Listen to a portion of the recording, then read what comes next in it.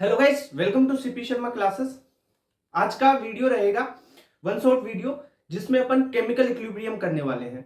इस वीडियो में क्या क्या होने वाला है, सबसे पहले एनसीईआरटी के जितने भी कॉन्सेप्ट है ना, एनसीईआरटी के सारे कॉन्सेप्ट को आपको बताया जाएगा। पीवाईक्यू में लास्ट 10 ईयर के पीवाईक्यू के जो कॉन्सेप्ट है सारे वो आपको बताए जाएंगे। असर्शन रीजन और थ्योरेटिकल क्वेश्चन कोई सा भी बन गया ना, उसके लिए स्टेटमेंट टाइप है वो भी आपको बताई जाएगी। ठीक है, तो शुरू करते हैं अपन केमिकल इक्विलिब्रियम। जिसने एनसीईआरटी पढ़ी होगी केमिकल इक्विलिब्रियम की, उसको पता होगा कि पहले रिवर्सिबल इरिवर्सिबल रिएक्शन दे रखी है, फिर फिजिकल इक्विलिब्रियम के बारे में बता रखा है केमिकल इक्विलिब्रियम में। तो एनसीईआरटी का जो सीक्वेंस है उसी के बेसिस को मानते हुए अपन एनसीईआरटी के कॉन्सेप्टों को समझते हैं, क्योंकि पेपर एनसीईआरटी से आना है। ओके, तो क्लियर। सबसे पहले अपन देखते हैं, वहां पे एक टर्म है इरिवर्सिबल रिएक्शन। इरिवर्सिबल रिएक्शन क्या होती है भाई? कोई चीज इरिवर्सिबल है वो क्या है?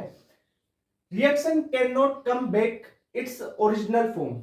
मान लो आपने क्या कर दिया, किसी भी चीज को बर्निंग कर दी, क्या आप उसे वापस पा सकते हो? नहीं ना। तो जो बर्निंग की रिएक्शंस होती है वो ऐसी इरिवर्सिबल रिएक्शन होती है।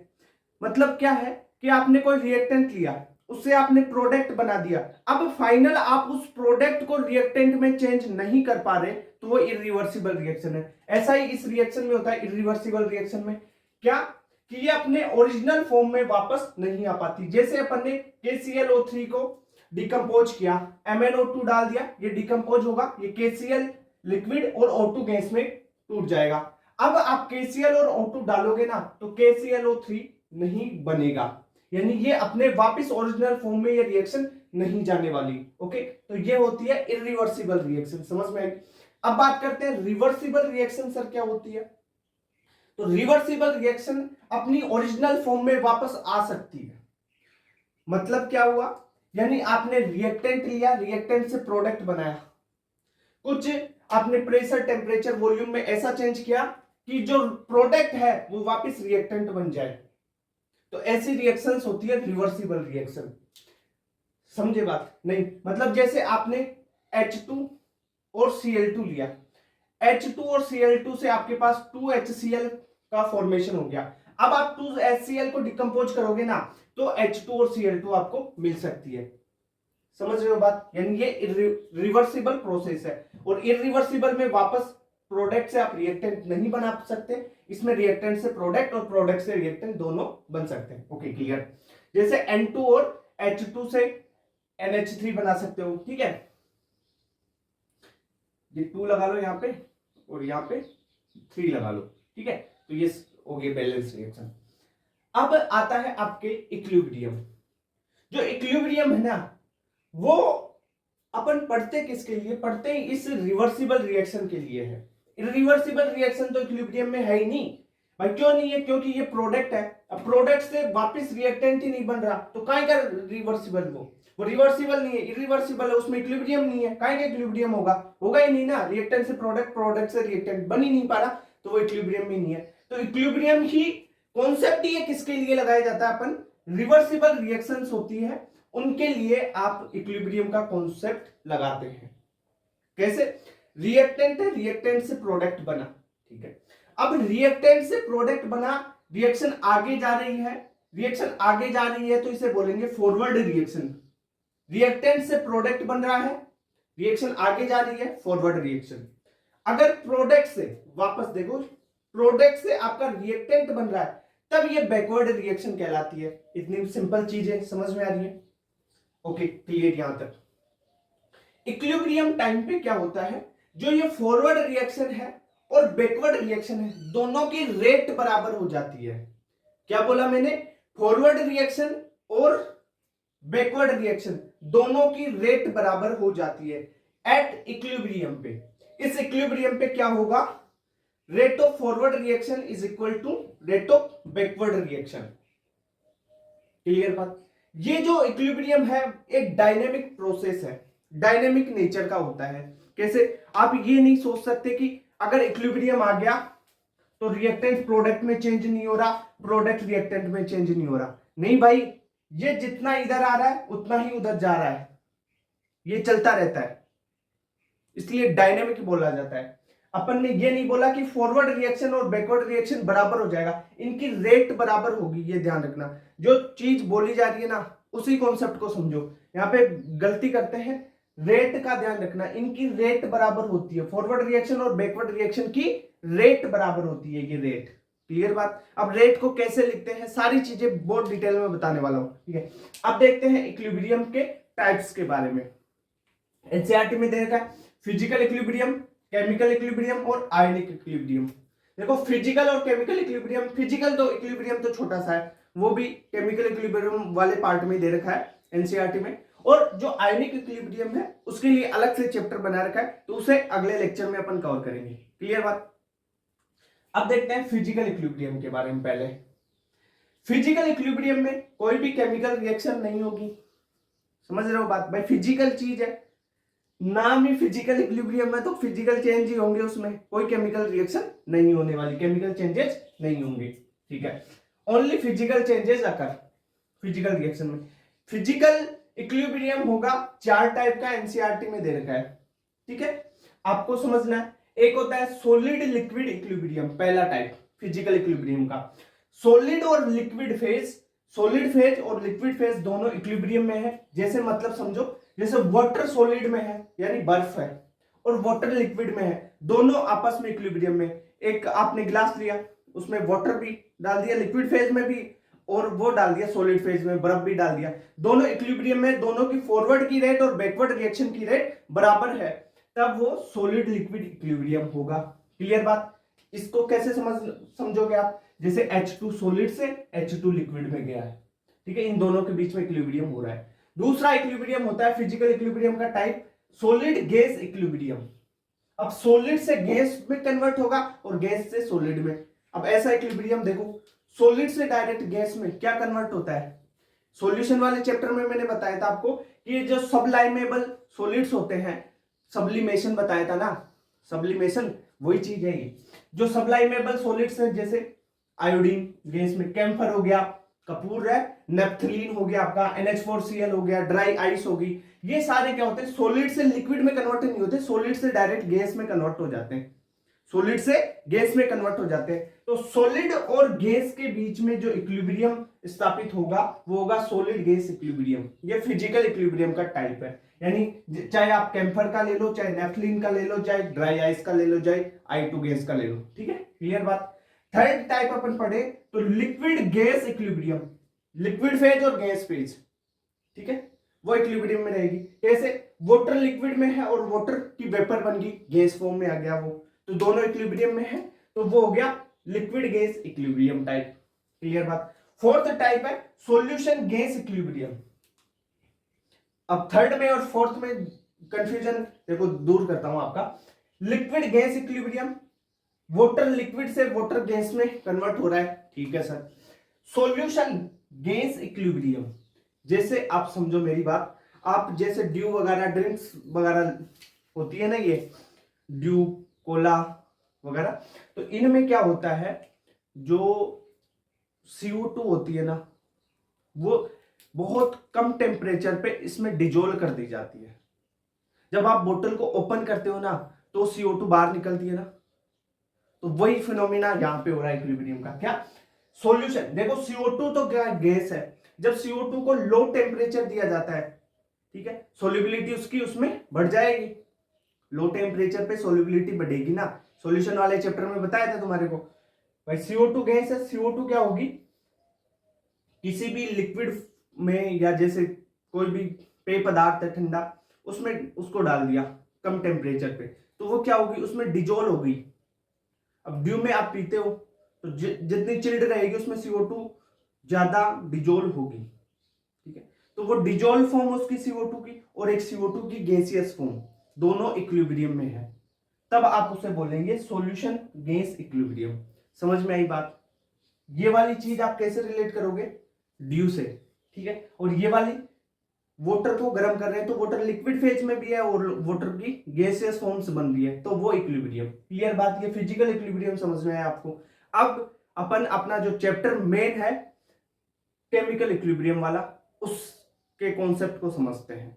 सबसे पहले केमिकल इक्विलिब्रियम में होता क्या है, इक्विलिब्रियम के लिए मैंने बताया कि आपको इक्विलिब्रियम पर रेट ऑफ फॉरवर्ड रिएक्शन की reaction is equal to rate of backward reaction, यानी फॉरवर्ड रिएक्शन की रेट बैकवर्ड रिएक्शन के बराबर हो जाती है। बहुत बार समझाया हुआ है, यहाँ पे भी समझाया मैंने, क्लियर बात, इतनी बात। दूसरा, ये डायनेमिक इन नेचर होता है, बंद नहीं होगा, यानी रिएक्टेंट से प्रोडक्ट बन रहा है, पर आप ऐसे नहीं बोल सकते कि रिएक्टेंट और प्रोडक्ट बन गए, रेट बराबर हो गई तो रुक गया, नहीं भाई, ये चलता रहता है, डायनेमिक प्रोसेस है, क्लियर बात। दूसरी बात कि इक्विलिब्रियम पे जो ऑब्जर्वेबल प्रॉपर्टीज है, अब सर ऑब्जर्वेबल प्रॉपर्टीज जैसे टेम्परेचर हो गया आपका, वॉल्यूम हो गया, ठीक है, प्रेशर हो गया, इन्हें तो ऑब्जर्वेबल प्रॉपर्टीज बोलते हैं। तो ये क्या होती है, इक्विलिब्रियम टाइम पे कांस्टेंट हो जाती है, ठीक है। तो at equilibrium all observable properties become constant, जैसे pressure, temperature, volume etc constant हो गए। तो ये आप केमिकल इक्विलिब्रियम में देखोगे। फिर अगर आपने कोई कैटलिस्ट लिया, ठीक है, उत्प्रेरक कैटलिस्ट, तो कैटलिस्ट ना तो इक्विलिब्रियम पे कोई भी पॉजिटिव नेगेटिव कोई भी इफेक्ट नहीं डालेगा इक्विलिब्रियम पे, तो ठीक है। ये क्या कर सकता है कैटलिस्ट, जो इक्विलिब्रियम में आपका रिएक्शन हो रहा है ना, उसमें इक्विलिब्रियम आ रहा है, उसके टाइम को चेंज कर सकता है, बस इक्विलिब्रियम में कोई छेड़छाड़ नहीं करेगा ये। तो यानी कैटलिस्ट का no effect on equilibrium, equilibrium पे कैटलिस्ट का कोई भी इफेक्ट नहीं होता है, क्लियर बात, ठीक है। तो कैटलिस्ट सर क्या कर सकता है कि टाइम चेंज कर सकता है, भाई रिएक्शन जल्दी करवा सकता है। ये इक्विलिब्रियम पे तो कोई भी चेंज नहीं करेगा, ओनली इसके टाइम को, रिएक्शन के टाइम को चेंज कर सकता है। पॉजिटिव कैटलिस्ट है, बढ़ा दे, टाइम को कम कर देगा, जल्दी आ जाएगा, और नेगेटिव कैटलिस्ट है तो बढ़ा देगा टाइम को, यानी इक्विलिब्रियम बाद में आएगा, क्लियर बात, ठीक है। अब बात करते हैं लॉ ऑफ मास एक्शन की। लॉ ऑफ मास एक्शन का स्टेटमेंट क्या है उसको बताता हूं, फिर उसके बाद में आपको ये बताता हूं कि जो रेट अपन लिखते हैं ना, बैकवर्ड रिएक्शन की, फॉरवर्ड रिएक्शन की, वो कैसे लिखते हैं, ठीक है। तो स्टेटमेंट क्या है लॉ ऑफ मास एक्शन का, rate of reaction is proportional to produced concentration of reacting species each raise to power their stoichiometry, ठीक है। अब प्रोड्यूस कंसंट्रेशन यानी उसका एक्टिव मास जो भी है वो होगा। देखो सिंपल सी बात है, ये क्या है, ये बताता है कि रेट ऑफ फॉरवर्ड रिएक्शन आप लिखोगे कैसे। किसी भी रिएक्शन की रेट लिखने के लिए सबसे पहले रिएक्शन लिखिए। देखो जैसे ए इसका स्टोइकियोमेट्रिक कोएफिशिएंट ए प्लस बी से सी और डी बना, यहाँ पे स्मॉल ए, स्मॉल बी, स्मॉल सी और स्मॉल डी इनके स्टोइकियोमेट्रिक कोएफिशिएंट है, यानी आप बैलेंस करते हो ना रिएक्शन को 1 2 3 4 लगाकर, वो है ये, ठीक है, ओके, इतनी बात। अब ये क्या बोलता है लॉ ऑफ मास एक्शन, कि आप किसी भी रिएक्शन की रेट लिखोगे, तब कैसे लिखोगे आप, तब आप लिखोगे उसकी जो produce concentration of reacting species है उसको लिखोगे, जैसे ए और बी है, यहाँ पे रेट ऑफ फॉरवर्ड रिएक्शन यानी ए और बी के लिए लिखोगे, तो ए और बी की कंसंट्रेशन लिखी अपन ने, ए की कंसंट्रेशन और ए की concentration raise to power their stoichiometry, उसकी स्टोइकियोमेट्री ए की स्मॉल ए स्टोइकियोमेट्री है, तो स्मॉल ए यहाँ पे स्टोइकियोमेट्री लगा दिया अपन ने, ठीक है।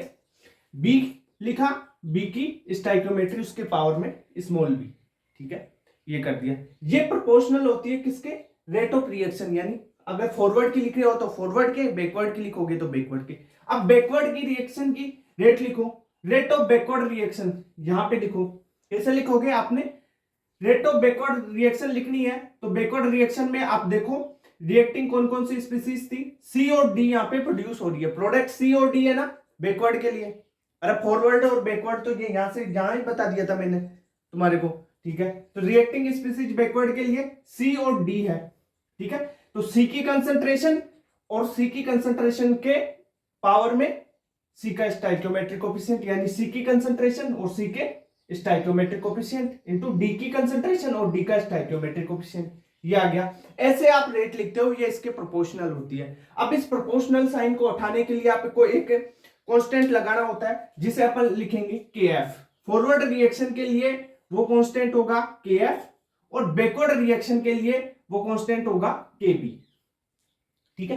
केएफ क्या है, केएफ लगा दिया आपने, तो रेट ऑफ फॉरवर्ड रिएक्शन क्या होगी, रेट ऑफ फॉरवर्ड रिएक्शन बराबर केएफ, ए की कंसंट्रेशन उसका पावर स्टोइकियोमेट्री ए उसके पावर में, ठीक है, बी की कंसंट्रेशन बी का स्टोइकियोमेट्री उसके पावर में, ठीक है, ये केएफ के बराबर हो गया, चलो ठीक है, आप यहां से आपने रेट ऑफ फॉरवर्ड रिएक्शन लिख ली, ये रेट ऑफ फॉरवर्ड रिएक्शन लिख ली। यहां पे रेट ऑफ बैकवर्ड रिएक्शन, भाई प्रोपोर्शनल को उठाओगे तो केबी लगा दो।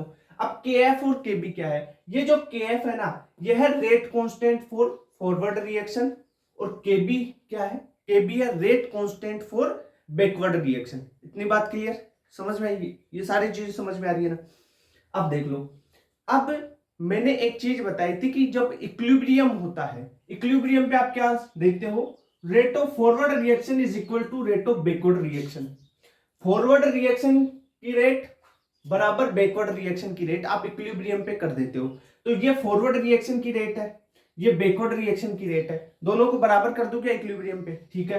एट इक्विलिब्रियम पर इनको बराबर कर दिया, के एफ ए की कंसंट्रेशन उसका पावर ए, बी की कंसंट्रेशन उसकी पावर में स्मॉल बी, बराबर के बी, ये स्मॉल बी है यहाँ पे के बी, ठीक है, ये के बी लिख देता हूं उसको, ये के एफ को, ये के एफ है, ठीक, ये दोनों को बराबर कर दिया।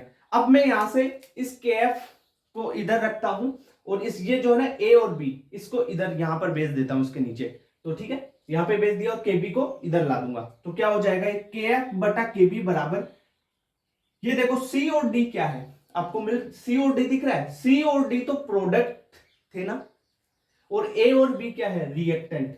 तो देखो सिंपल सी चीज यहां पे क्या हो रही है, के एफ बटा के बी कैसे लिखोगे, प्रोडक्ट की कंसंट्रेशन बटा प्रोडक्ट का स्टोइकियोमेट्रिक कोएफिशिएंट, बटे में क्या लिखोगे, रिएक्टेंट कौन सा, ए और बी रिएक्टेंट है ना, रिएक्टेंट की कंसंट्रेशन उसका पावर में रिएक्टेंट का स्टोइकियोमेट्रिक कोएफिशिएंट, ऊपर लिखोगे प्रोडक्ट की कंसंट्रेशन उसका पावर में उसका स्टोइकियोमेट्रिक कोएफिशिएंट, बटा रिएक्टेंट नीचे रिएक्टेंट का स्टोइकियोमेट्रिक कोएफिशिएंट उसके पावर में। क्लियर बात, ये चीज यहां तक क्लियर हो गई। के एफ और के बी बता दिया मैंने, के एफ होता है rate constant for forward reaction, और के बी होता है rate constant for backward reaction, ठीक है, इतनी बात क्लियर। अब सर इक्विलिब्रियम कांस्टेंट बताओ हमारे को, ये क्या थे, के एफ और के बी फॉरवर्ड और बैकवर्ड रिएक्शन के लिए रेट कांस्टेंट थे, अगर इनका रेशियो ले लिया जाए तो आपको इक्विलिब्रियम कांस्टेंट मिलता है, ठीक है। अब इक्विलिब्रियम कांस्टेंट पे आ जाओ, इक्विलिब्रियम कांस्टेंट कैसे निकालोगे, यही इसे ही इक्विलिब्रियम कांस्टेंट बोलते हैं। आपने यहाँ पे इक्विलिब्रियम पे निकाल लिया ना ये कंडीशन, इसे ही बोलेंगे, सिंपल सी बात है। और इक्विलिब्रियम कांस्टेंट होता है केसी, तो केसी बराबर के एफ बटा के बी होता है, यानी rate of forward reaction, rate constant for forward reaction, rate constant for forward reaction बटा rate constant for backward reaction.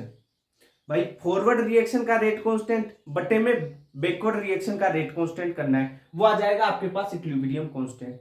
या इसकी अदर डेफिनेशन लिखो तो इसके रूप में लिख दो, प्रोडक्ट और रिएक्टेंट के रूप में। कैसे लिखोगे, ratio concentration of product to concentration of reactant each raise to power their stoichiometry. Clear बात, ये सारी कॉन्सेप्ट समझ में आया आपको। भाई देख मेरी बात सुनो, आपको ये चीज लिखना आना चाहिए। रेट इक्विलिब्रियम कांस्टेंट कैसे लिखोगे, ऊपर लिखोगे प्रोडक्ट की कंसंट्रेशन, बट फिर प्रोडक्ट की कंसंट्रेशन में प्रोडक्ट का स्टोइकियोमेट्री पावर में, ठीक है। नीचे लिखोगे रिएक्टेंट की कंसंट्रेशन, और रिएक्टेंट की कंसंट्रेशन के रिएक्टेंट का स्टोइकियोमेट्री लगा देना। सिंपल सी बात हो गई ना। अरे ये भी समझ में नहीं आएगा, आ गया ना, ठीक है। अब इक्विलिब्रियम कांस्टेंट कैसे लिखोगे, अरे भाई ये चीज लिखा वही तो इक्विलिब्रियम कांस्टेंट है, जिसे केसी बोलेंगे, वो के एफ बटा के बी होता है। क्लियर बात। और इसकी अगर इक्विलिब्रियम कांस्टेंट कंसंट्रेशन के लिए लिखें तो इस प्रकार लिख सकते हो, अगर प्रेशर दिया हुआ हो, क्वेश्चन में प्रेशर भी तो हो सकता है, अगर प्रेशर दिया हुआ हो क्वेश्चन में तो इसे कैसे लिखेंगे अपन, केपी के रूप में लिखेंगे। इक्विलिब्रियम कांस्टेंट को केपी के रूप में लिख दो, पी का मतलब प्रेशर के रूप में, सी का मतलब कंसंट्रेशन के रूप में लिखा है ये। अब देखो प्रेशर के रूप में क्या लिखोगे, पार्शियल प्रेशर के टर्म्स में केपी यानी केसी और केपी हो गया ना, केपी बराबर जो प्रोडक्ट है, ऊपर क्या लिखोगे, प्रोडक्ट का पार्शियल प्रेशर के पावर में प्रोडक्ट की स्टोइकियोमेट्री, बटा जो नीचे रिएक्टेंट है उसका पार्शियल प्रेशर, और उस पार्शियल प्रेशर के उसके पावर में लगा देनी उसकी स्टोइकियोमेट्री, यानी पीसी सी का पार्शियल प्रेशर और पीडी डी का पार्शियल प्रेशर। अब पीसी के सी का स्टाइकियोमेट्रिक कोफिशिएंट और स्मॉल डी का स्टाइकियोमेट्रिक कोफिशिएंट। ऐसे करना है काम। यानी यहां पर सिंपल सी चीज, आपको एक ही चीज याद रखनी है। अगर आपको इक्विलिब्रियम कांस्टेंट लिखना है ना, तो कैसे लिखोगे? ऊपर लिखना है प्रोडक्ट, देखो, और नीचे लिखना है रिएक्टेंट। ठीक है, प्रोडक्ट के पावर में उसका स्टाइकियोमेट्रिक कोफिशिएंट प्रोडक्ट का, और रिएक्टेंट के पावर में रिएक्टेंट का स्टाइकियोमेट्रिक कोफिशिएंट, यह आपका रेट कांस्टेंट आ जाता है। इसी कॉन्सेप्ट पे सारी चीजें लिखी हुई है। ट्यूशन में आपको प्रोडक्ट बटा रिएक्टेंट करना है, प्रोडक्ट का स्टाइकियोमेट्री, प्रोडक्ट 2 आए तो 2 लिख दो, 3 आए तो 3 लिख दो, सबका एक एक का स्टाइकियोमेट्री लगा देना। सिंपल बात होगी। अब अपन देखने वाले हैं कि जो इसमें केपी ये बाय पार्शियल प्रेशर पे है, एक तो केपी और एक केसी है, यानी कंसंट्रेशन के टर्म्स में, और ये है पार्शियल प्रेशर के। अब इसमें क्या रिलेशन होता है दोनों में? ट्यूशन में एक बार केपी देके केसी पूछ लिया जाता है, कई बार केसी देके केपी पूछ लिया जाता है। ठीक है, तो क्या रिलेशन होता है दोनों में, केपी और केसी में, उसको अपन देखने वाले हैं। ठीक है, इतना नोट करो, आप स्क्रीनशॉट लो। अपन ने केपी और केसी के बारे में लिखना सीख लिया कि कैसे केपी लिखा जाता है, कैसे केसी लिखा जाता है। ठीक है, अब इन दोनों में रिलेशन देखते हैं। केपी क्या लिखा था अपन ने? किसी पार्शियल प्रेशर पे इक्विलिब्रियम जो रेट कांस्टेंट है उसको लिखा था। और केसी क्या था? ये रेट कांस्टेंट था इक्विलिब्रियम पे किसी कंसंट्रेशन के लिए। ठीक है, इक्विलिब्रियम पे लिखा था ये चीजें अपन ने। ठीक है, ओके। अब केपी और केसी में रिलेशन देखते हैं। केपी और केसी में रिलेशन क्या होता है? केपी बराबर केसी इंटू आरटी की पावर डेल्टा एनजी होता है। सर यहाँ पे केपी समझ में आ गया क्या है, अपन ने लिखना देख लिया। केसी लिखना देख लिया। आर क्या है सर? आर है गैस कांस्टेंट, टी है टेम्परेचर जो केल्विन में लिखोगे आप। ओके, और डेल्टा एनजी, डेल्टा एनजी आपको कोई रिएक्शन दी हुई होगी। ठीक है, केपी और केसी के साथ लिखने के लिए उस रिएक्शन में आपको देखना है प्रोडक्ट और रिएक्टेंट, प्रोडक्ट के गैसियस मोल और रिएक्टेंट के गैसियस मोल। आपने देखा प्रोडक्ट के गैसियस मोल्स है ना, उनमें से रिएक्टेंट के गैसियस मोल घटा देना है। यानी प्रोडक्ट को गैसियस फॉर्म में हो और रिएक्टेंट भी गैसियस फॉर्म में हो, उनको उनके मोल्स देखो, और प्रोडक्ट के मोल जो गैस वाले हैं उनमें से रिएक्टेंट के जो गैसियस मोल्स है ना, उनको घटा देना है। अगर सॉलिड में हो प्रोडक्ट या रिएक्टेंट, सॉलिड, लिक्विड और दूसरी फेज में हो गैस के अलावा, तो उनको मत लेना, उनके मोल्स यूज नहीं करने हैं। ठीक है, आपको यूज कौन से करने हैं? जो गैसियस फॉर्म में हो उनको यूज करना है। ठीक है, उसके अलावा यूज नहीं करना है। ओके, क्लियर बात। अब यहाँ पे अगर आप देखो डेल्टा एनजी की वैल्यू पॉजिटिव करो, यहाँ पे डेल्टा एनजी को पॉजिटिव करते हो तो क्या होगा?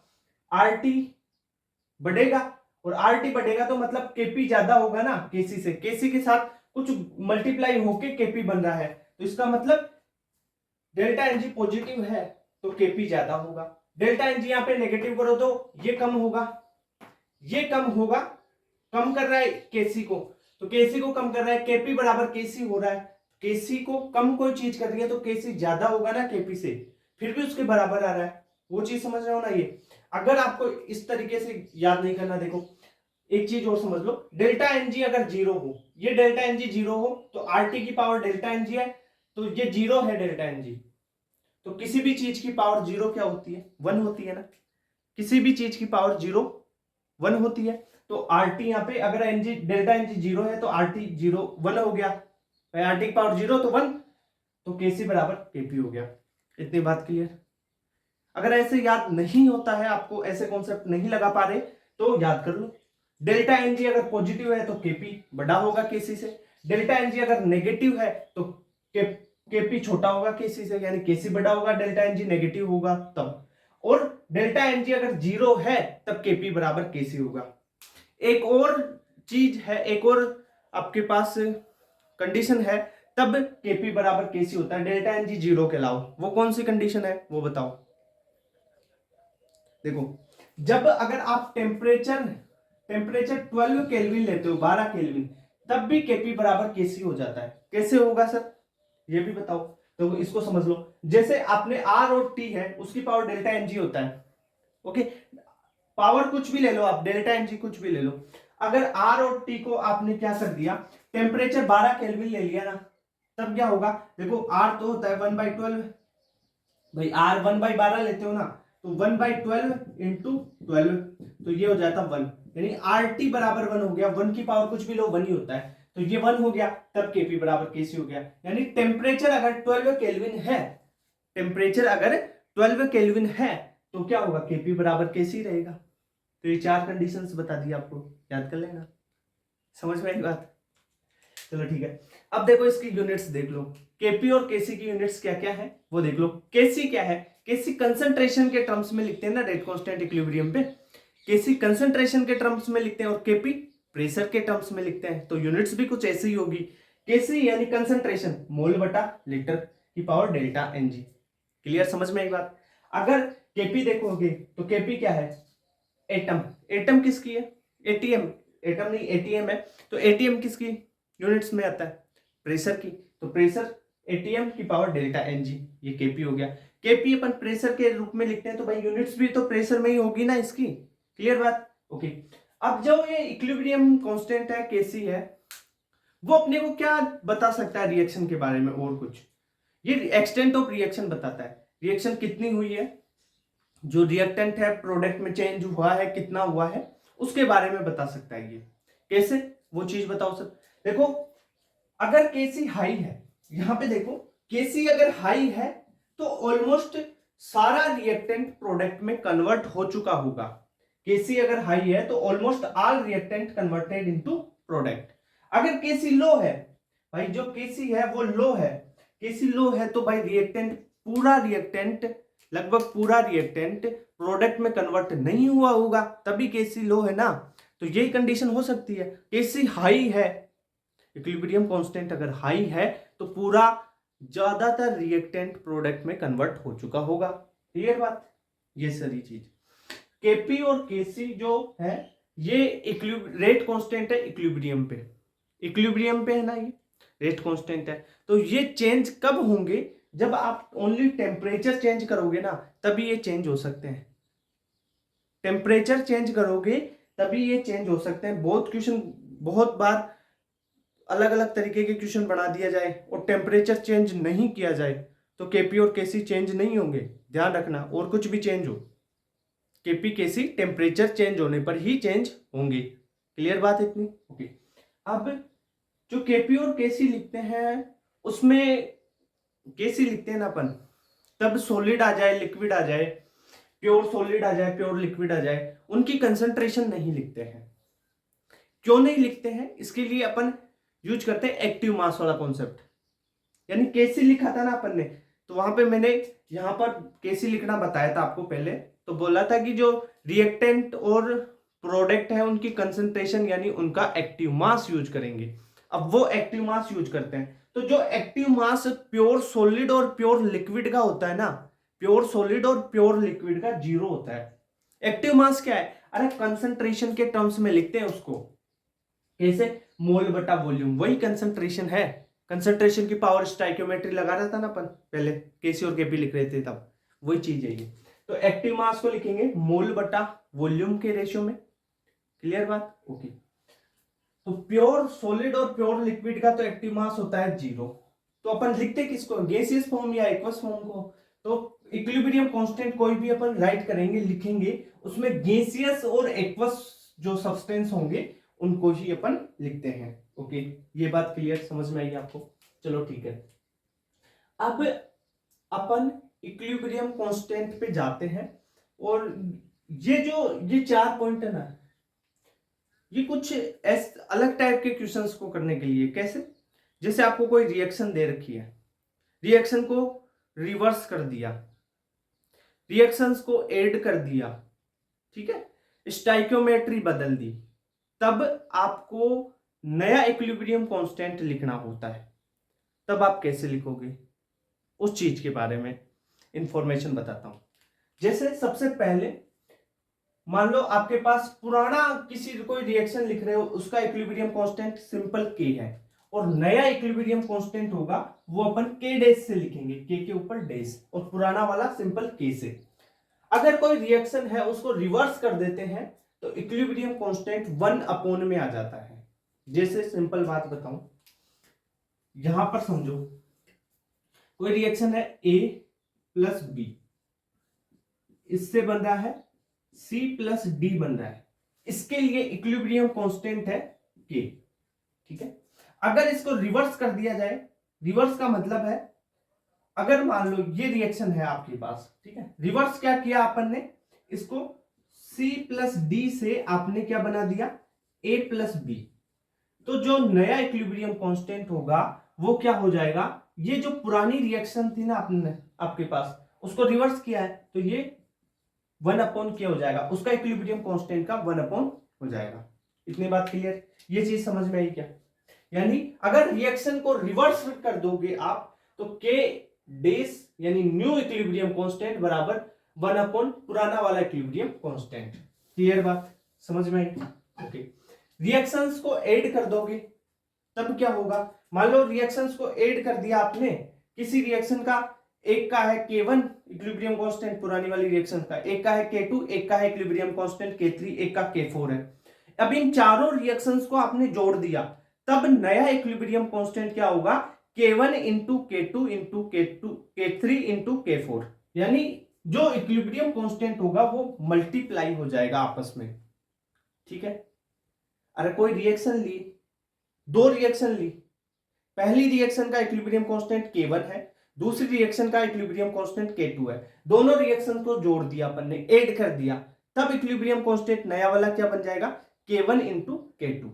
क्लियर बात, यानी जितनी भी रिएक्शन ऐड करो आपको नया वाला इक्विलिब्रियम कांस्टेंट तब मिलेगा जब उनके पुराने वाले इक्विलिब्रियम कांस्टेंट्स को आप मल्टीप्लाई कर दोगे। क्लियर बात, अगर स्टोइकियोमेट्री को जैसे चेंज करोगे ना वैसा ही जो नया इक्विलिब्रियम कांस्टेंट होगा ना वो क्या बनेगा, जितना जो पुराना इक्विलिब्रियम कांस्टेंट है जैसा चेंज स्टोइकियोमेट्री में किया है ना उतना आप पावर में लगा दो नए वाले पुराने वाले इक्विलिब्रियम कांस्टेंट की पावर में। जैसे रिएक्शन है A प्लस बी से बन गया C, ठीक है, इसका इक्विलिब्रियम कांस्टेंट आपके पास मान लो K है। ओके, अगर इसके स्टोइकियोमेट्रिक कोएफिशिएंट को मैंने क्या कर दिया, हाफ कर दिया, यानी half A plus half B कर दिया, ठीक है, से बना हाफ C। ठीक है, इक्विलिब्रियम कांस्टेंट जो स्टोइकियोमेट्रिक कोएफिशिएंट है उसको हाफ किया तो जो इसका इक्विलिब्रियम कांस्टेंट नया वाला होगा वो उसकी पावर में हाफ हो जाएगा। समझ में आया? यानी अगर मैं सिंपल सी बात करूं, अगर A को 3A कर दूं प्लस 3B कर दूं तो ये क्या होगा, 3C बना, तो ये क्या होगा, K की पावर 3 हो जाएगा। समझ रहे हो, रिएक्शन को हाफ किया तो ये रूट में चला जाएगा, यानी K की पावर हाफ यानी रूट। ठीक है, अगर स्टोइकियोमेट्री रिएक्शन की स्टोइकियोमेट्री को डबल कर दिया तो K स्क्वायर हो जाएगा नया इक्विलिब्रियम कांस्टेंट। तो ये ऐसे क्वेश्चंस को सोल्व करने का तरीका समझ में आया, ये कॉन्सेप्ट आपको क्लियर। अब अपन रिएक्शन क्वोशिएंट के बारे में देखते हैं।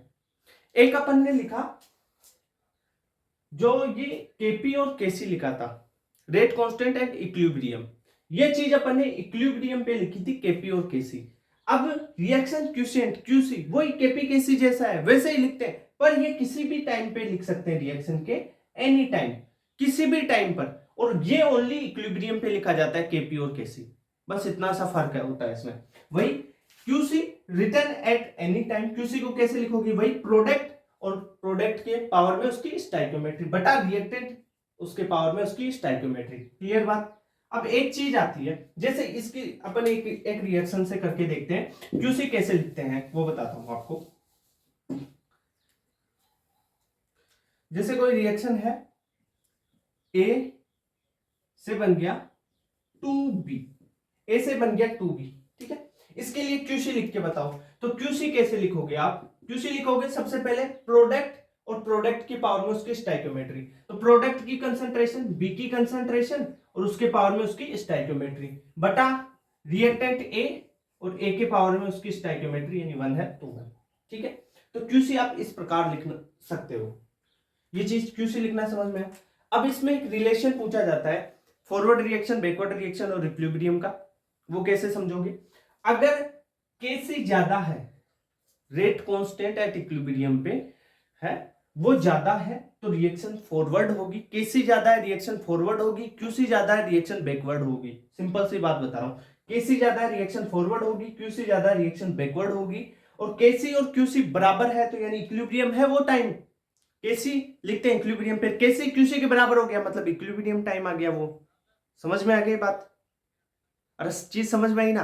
केसी बराबर केसी बराबर क्यूसी लिखोगे तो इक्विलिब्रियम टाइम है ना, वो उसी पे तो लिखोगे। क्लियर? ओके, ये चीज समझ में आई आपको। अब कुछ टर्म्स है होमोजीनस, हेट्रोजीनस और गिब्स फ्री एनर्जी के बारे में बता देता हूं। वैसे गिब्स फ्री एनर्जी थर्मो में बता चुका मैं, यहां पे बता देता हूं कुछ चीजें हैं वो।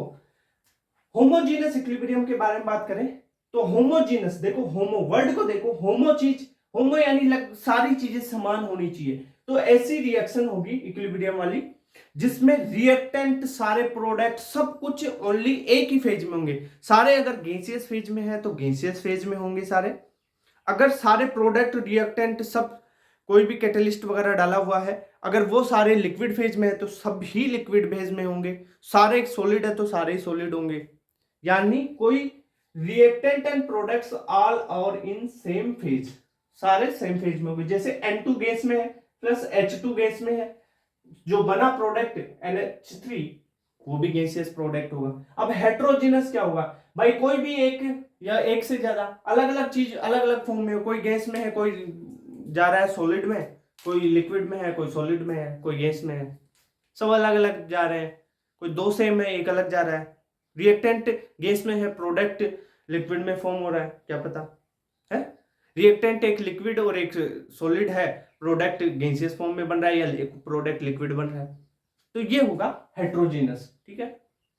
होमोजीनस यानी सारे प्रोडक्ट रिएक्टेंट कैटलिस्ट वगैरह सब कुछ सेम फेज में हो। होमोजीनस कुछ भी अलग हो जाए, एक भी अलग हो जाए तो भी हेट्रोजीनस हो जाएगा। क्लियर बात? अब गिब्स फ्री एनर्जी के बारे में तो बता चुका थर्मो में, पर इसके यहां पर जो फॉर्मूले हैं उनका एक बार रिवीजन करवा देता हूं। क्या? डेल्टा जी बराबर delta G note, delta G Gibbs free energy. ठीक है? डेल्टा जी नोट है स्टैंडर्ड कंडीशन पे Gibbs free energy plus 2.303 RT log QC। अब QC क्या है? QC वही रिएक्शन क्यूशिएंट है। अगर यहां पर अपन पढ़ रहे हैं इक्विलिब्रियम, केमिकल इक्विलिब्रियम, तो इक्विलिब्रियम कंडीशन पे क्या होता है? डेल्टा जी जीरो होता है। थर्मो में बताया था, यहां पे देख लो डेल्टा जी क्या होता है? जीरो। तो यहां पे इस डेल्टा जी को जीरो रखोगे तो क्या हो जाएगा? डेल्टा जी नॉट बराबर minus negative minus 2.303 RT log केसी। अब सर यहाँ पे तो क्यूसी, यहाँ पे केसी लिख दिया। अरे भाई इक्विलिब्रियम पे केसी क्यूसी ही हो जाता है, ये बताया नहीं था क्या? इक्विलिब्रियम कंडीशन पे केसी बराबर क्यूसी होता है, केसी ही क्यूसी हो जाता है। ठीक है? अरे रिएक्शन क्यूशिएंट ही केसी बन जाएगा। क्लियर बात?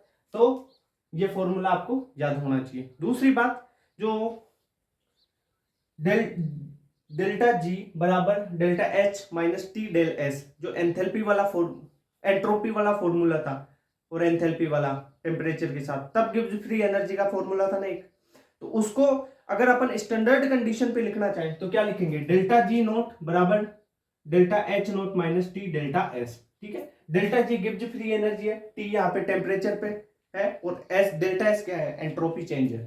ठीक है? ये delta H enthalpy change. Okay, इतने बात क्लियर। अब एक इंपॉर्टेंट क्वेश्चन आता है अपने को कि इफेक्ट ऑफ टेम्परेचर और इक्विलिब्रियम कांस्टेंट। इंपॉर्टेंट है, आराम से याद कर लेना। अगर ये चीज समझ में नहीं आ रही है ना तो भाई कम से कम जो फॉर्मूला बता रहा हूं और जो चीज बता रहा हूं ना वो ही याद कर लेना। यहाँ पे मिनिमम इतनी ही चीजें बताऊंगा जो आपको याद हो जाएगी। ठीक है? जिनसे आप कोई भी क्वेश्चन आए इस पे आप कर पाओगे। पहली बात तो इस पे कोई क्वेश्चन आएगा ना, तीन टाइप का क्वेश्चन बनेगा।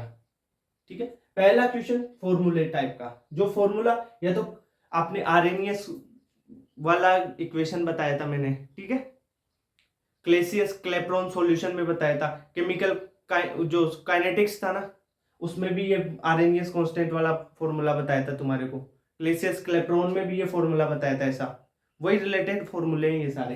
तो के बराबर ए ई की power minus delta H upon R T.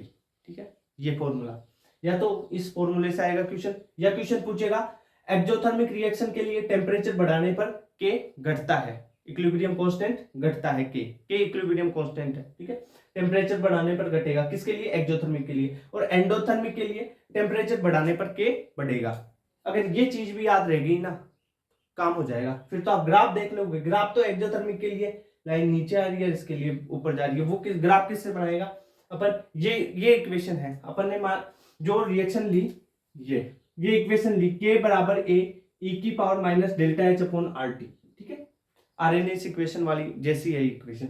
अब इसमें क्या किया, इसका नेचुरल लॉग ले लिया। नेचुरल लॉग लोगे तो क्या होगा, देखो के का नेचुरल लॉग लो, ln के हो गया, इज इक्वल टू ए का नेचुरल लॉग ln ए माइनस, देखो आपने नेचुरल लॉग लिया ln किसका, e minus delta H upon R T. अब e के पावर में जो चीज होती है ना, अगर e का नेचुरल लॉग लेते हो तो e के पावर में जो चीज है वो वैसे के वैसे रिएक्शन में लिखी जाती है, ठीक है। तो इसका ये नेचुरल लॉग लोगे तो क्या हो जाएगा, minus delta H upon R T बन जाएगा।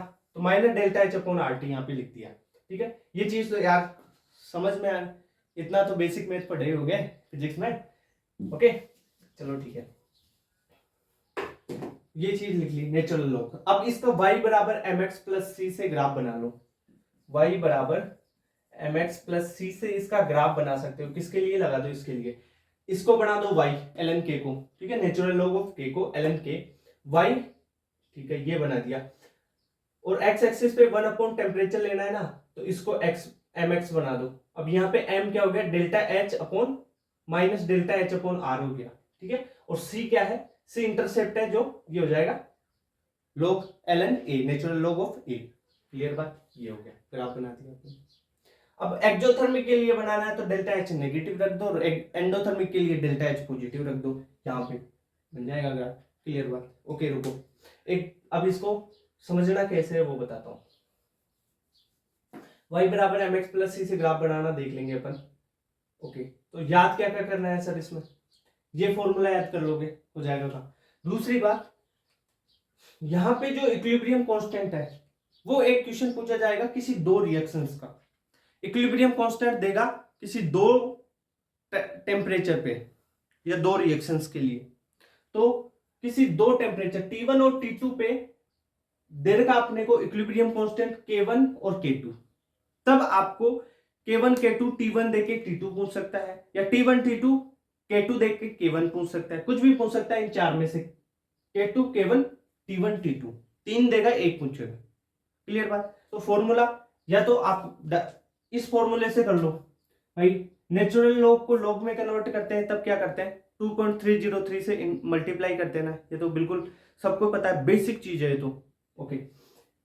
या तो इसको K1 बनाओ, K1 के लिए एक रिएक्शन लिखो, फिर K2 के लिए दूसरी रिएक्शन लिखो, K1 और K2 के लिए दोनों के लिए अलग अलग दो रिएक्शन लिख लो, ठीक है। और फिर आप ये फॉर्मूला ऑब्टेन, या तो डायरेक्ट वैसे करके फिर उसको सोल्व करके आप ये निकाल सकते हो, या आप डायरेक्ट फॉर्मूला याद रख लो ये वाला, log K2 by K1 बराबर delta H upon 2.303 R 1 upon T1 minus 1 upon T2। ये फॉर्मूला याद होना चाहिए, यहां से क्वेश्चन बन सकता है, ठीक है। क्लियर बात, ओके। जो अब बात करें एक्सोथर्मिक रिएक्शंस के लिए इक्विलिब्रियम कांस्टेंट पे क्या फर्क पड़ता है टेम्परेचर का। एक्सोथर्मिक यानी हीट रिलीज हो रही है तो डेल्टा एच नेगेटिव होगा, ठीक है सर, डेल्टा एच नेगेटिव होगा। क्लियर बात। तो यहां पर एक्सोथर्मिक रिएक्शंस के लिए टेम्परेचर बढ़ाओगे तो के घटेगा, कैसे, देखो ग्राफ पे देख लो, ग्राफ अपन 1 अपॉन टी और ln k का बना रहे हैं। अगर यहाँ पे टेम्परेचर को बढ़ाते हो, इस टेम्परेचर को यहाँ पे बढ़ाओ, तो ये सारी चीज 1 अपॉन टी में है तो ये घटेगी, तो देखो टेम्परेचर बढ़ाया तो ये के भी तो इसके साथ में घट रहा है। क्लियर बात, यानी ये बढ़ाओगे तो ये घटेगी, टेम्परेचर बढ़ाया तो ये 1 अपॉन टी पूरा घटेगा, के घट रहा है ना, तो टेम्परेचर बढ़ाने पर इक्विलिब्रियम कांस्टेंट घट रहा है, ठीक है। अरे भाई समझ में नहीं आ रही ना, तो ये याद रख ले, एक्सोथर्मिक रिएक्शंस के लिए टेम्परेचर बढ़ाओगे तो इक्विलिब्रियम कांस्टेंट घटेगा, और एंडोथर्मिक रिएक्शंस के लिए क्या होता है, डेल्टा एच पॉजिटिव होता है, उसमें आपको हीट देनी पड़ती है। एंडोथर्मिक में हीट रिलीज नहीं होती, हीट एब्जॉर्ब होती है, ठीक है। तो ग्राफ तो ये बना ही लोगे वही यार, यहां से y बराबर mx प्लस सी और डेल्टा एच को पॉजिटिव रख दोगे, ये बन जाएगा ग्राफ, ठीक है। एंडोथर्मिक के लिए टेम्परेचर बढ़ाओगे तो इक्विलिब्रियम कांस्टेंट बढ़ेगा। अब इसमें सिंपल इसका कंक्लूजन बताऊं तुम्हारे को, effect of temperature on equilibrium constant पे कंफ्यूज मत होना, एक फॉर्मूला ये याद कर लेना। दूसरी बात, एक्सोथर्मिक रिएक्शंस के लिए टेम्परेचर बढ़ाने पर इक्विलिब्रियम कांस्टेंट घटता है, लिख लो, और एंडोथर्मिक रिएक्शंस के लिए टेम्परेचर बढ़ाने पर इक्विलिब्रियम कांस्टेंट बढ़ता है। ये बात समझ में क्लियर हो गया? बस यही है। अब डिसोसिएशन और एसोसिएशन वाला जो कॉन्सेप्ट है वो इसके बाद में कवर करते हैं, तो इसका स्क्रीनशॉट लो एक बार। अब डिग्री ऑफ एसोसिएशन और डिग्री ऑफ डिसोसिएशन वाला कॉन्सेप्ट समझा देता हूं यहां पर कैसे निकालना है। सॉल्यूशन वाले चैप्टर में भी बताया था ये, पर वहां पे कुछ अलग एप्लीकेशंस थे, यहाँ पे कुछ अलग एप्लीकेशन और कुछ अलग फॉर्मूले के तरीके से। बेसिक फॉर्मूला वही रहता है कि डिग्री ऑफ डिसोसिएशन क्या है, डिग्री ऑफ एसोसिएशन क्या है उसका। देखो सबसे पहले डिग्री ऑफ डिसोसिएशन की बात करते हैं। डिसोसिएशन में क्या होगा, मॉलिक्यूल्स डिसोसिएट होंगे, यानी आपके पास एक मॉलिक्यूल है, मान लो ए का एन मॉलिक्यूल है, इससे एन मॉलिक्यूल्स ऑफ ए बन गए, यानी क्या हुआ, एक मॉलिक्यूल है ये टूट के बहुत सारे एन मॉलिक्यूल्स में टूट गया, तो ये हुआ डिसोसिएशन। समझ में आ रहा है? डिसोसिएशन ऐसे होता है। ओके, अब इस डिसोसिएशन के लिए आपको बेसिक कॉन्सेप्ट क्या है, डिसोसिएशन किसे बोलेंगे, तो डिग्री ऑफ डिसोसिएशन होता है number of moles of reacted, जितने मोल्स रिएक्टिव हुए हैं बटा नंबर ऑफ मोल्स टेकन, जितने मोल डिसोसिएट हुए हैं बटा जितने मोल आपने लिए हैं। रिएक्टेड का मतलब जितने डिसोसिएट हुए हैं। ओके, तो आप डिग्री ऑफ डिसोसिएशन कैसे लिख सकते हो, number of moles reacted by number of moles taken. Clear बात? ओके, इसको अगर मोलर मास के रूप में लिखा जाए, अगर क्वेश्चन में मोलर मास दिया हुआ हो या वेपर डेंसिटी दी हुई हो, तब इस चीज को किस फॉर्मेट में लिखोगे आप, तब लिखोगे mt minus M naught alpha, यानी डिग्री ऑफ डिसोसिएशन बराबर mt minus M naught by M naught into one, वो सॉरी n माइनस वन। ठीक है, अब यहां पर देखो mt क्या है, mt है थ्योरेटिकल मोलर मास, जो भी रिएक्टेंट का होगा वो थ्योरेटिकल मोलर मास होगा mt, उसमें से आपको माइनस एम नोट करना है। एम नोट क्या है यहाँ पे, जो ऑब्जर्व्ड मोलर मास है, यानी जो इक्विलिब्रियम मिक्सचर वाला मास होगा ना वो होगा जनरली ये। ठीक है, तो एम नोट क्या है, ऑब्जर्व्ड मोलर मास, और mt क्या है, थ्योरेटिकल मोलर मास। क्लियर बात? एन क्या है सर, यहाँ पे एन है number of gaseous particles on dissociation of one gas molecule पर मोल। ठीक है, ये पर मोल के लिए यूज किया जाता है एन, यानी कितने number of gaseous particle dissociate हुए हैं वन गैस मॉलिक्यूल से, वो। ठीक है, पर मोल के लिए। क्लियर बात? तो एन क्या है, ये हो गया। mt बता दिया theoretical molar mass, M naught बता दिया ऑब्जर्व्ड मोलर मास। क्लियर? तो फॉर्मूला आपको पता हो गया। अब यहाँ पे इसको वेपर डेंसिटी से भी बात कर सकते हैं। जो मोलर मास होता है ना, वो क्या होता है, यहाँ पे देखो मोलर मास बराबर 2 इंटू वेपर डेंसिटी। ठीक है, ये है वेपर डेंसिटी, जिसको डी से यहाँ पे लिखा है ना, वो क्या है, वेपर डेंसिटी। ठीक है, डी लिख देता हूं इसको, यहाँ पे डी से डिनोट किया है। dt क्या है, theoretical vapour density, minus D naught क्या है, डी नोट है जो ऑब्जर्व्ड वेपर डेंसिटी। ठीक है, एक चीज देखो, मोलर मास बराबर 2 इंटू डेंसिटी होता है, तो इस मोलर मास की जगह 2 इंटू डेंसिटी लिखोगे, 2 इंटू डी लिखोगे, यहाँ पे भी 2 इंटू डी, यहाँ पे भी 2 इंटू डी, तो 2 से 2 तो सब में कैंसिल हो गया ना, तो बचा डी, यानी वेपर डेंसिटी बची, तो ये फॉर्मूला बन गया इसका।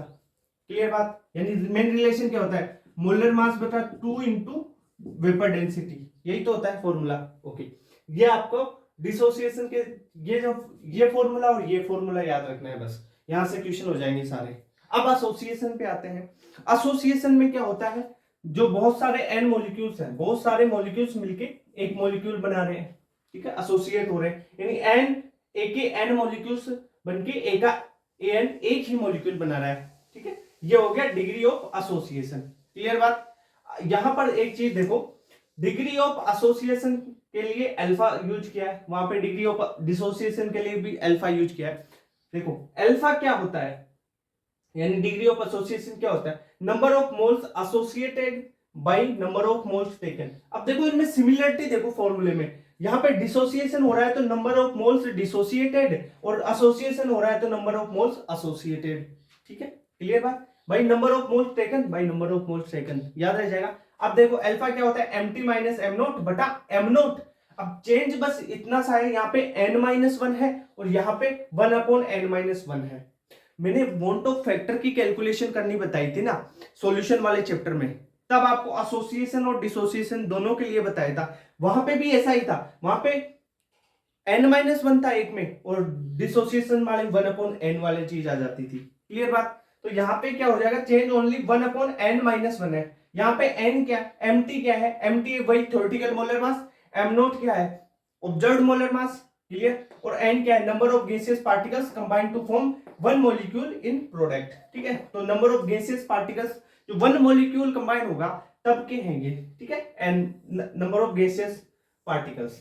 ठीक है, क्लियर बात। ये n number of gaseous particle, वही नंबर ऑफ पार्टिकल सेम है, या तो भाई एसोसिएट और या डिसोसिएट हो, नंबर ऑफ पार्टिकल्स होंगे। भाई कितने पार्टिकल्स एसोसिएट हो रहे हैं वन मोल के लिए, वन मॉलिक्यूल के लिए, और यहाँ पे भी कितने डिसोसिएट हो रहे हैं one molecule. Okay, one mole पर मोल के लिए यूज होता है ये n शब्द। ओके, यहां पे वेपर डेंसिटी के रूप में इसका फॉर्मूला बनाएंगे तो क्या कर देंगे भाई, वही जो मोलर मास होता है बराबर 2 इंटू वेपर डेंसिटी। तो मोलर मास की जगह वेपर डेंसिटी रख दो तो 2 से 2 कैंसिल हो जाएगा, तो theoretical vapour density minus observed vapour density by observed vapour density into 1/n-1।